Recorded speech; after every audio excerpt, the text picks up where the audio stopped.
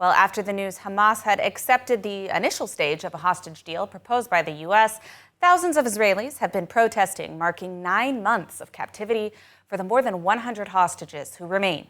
Joining us to discuss the hostage situation is Daniel Shek, the Director of Diplomacy at the Hostage and Missing Families Forum. Daniel, thank you for joining us today. I want to start by getting your take on the most recent development with Hamas, claiming they are now willing to drop the demand to end the war. What's your take on this? Just to make sure that everyone understands, the Forum of Families of Hostages is not part of the negotiating process. We're not privy to the inside information of what is going on in the negotiations. So we are sort of, how should I put this, concerned spectators. So yes, I would describe the atmosphere among families as hopeful and cautious. It does seem like Hamas has made an important step, and I'm hopeful that the Israeli side is receptive enough for this step to bring us over the line. Now, you mentioned that the Hostage and Missing Families Forum has been a little bit kept in the dark about this issue. We know already that Hamas has repeatedly balked at hostage deals, even at points when sometimes Israel was willing to compromise. Do you think, is it the opinion of the majority of these families involved, that Israel will be willing to make the necessary compromises on these issues to bring home at least some of our hostages? I really, very honestly, I don't know the answer to that. If you follow the news reports during the day after the sort of uplifting feeling yesterday that things are finally moving forward, there were conflicting reports about, on the one hand, a certain skepticism in the international community about Israel's willingness. On the other hand, some more positive reports saying that the negotiators are out to finalize a deal. You know, in the end of the day, certainly at this late stage of a very, very, very long negotiation, the one thing that makes the difference is that both sides are really committed to success at the same time.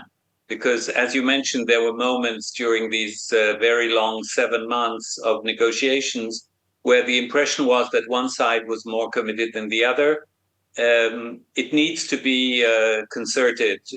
And then suddenly all the nitty-gritty of a comma here and a word there suddenly seem very easy to resolve. Now, you're dealing with the diplomatic issue, and I think one of the challenges, although you've noted quite importantly that you are not part of these direct negotiations, nor are the families of hostages, but I'm wondering what your opinion is on the reservations that Hamas has said that they have. They're looking for a written guarantee for the next stages of ending a Gaza war, for some kind of permanent ceasefire. What is your take on this? Do you believe that this is achievable objective? Of course, it's not just in Israel's hands on this issue. They're also looking for guarantees from other partners, United States or other nations. You know, I have enough trouble understanding Israel's position. I'm certainly not the right person to go into the head of the negotiators on the part of Hamas. They are definitely not the easiest negotiating partner. Volatile, changing, not unanimous. You never know if you have a yes from one person that it will be the same for the other one, and vice versa.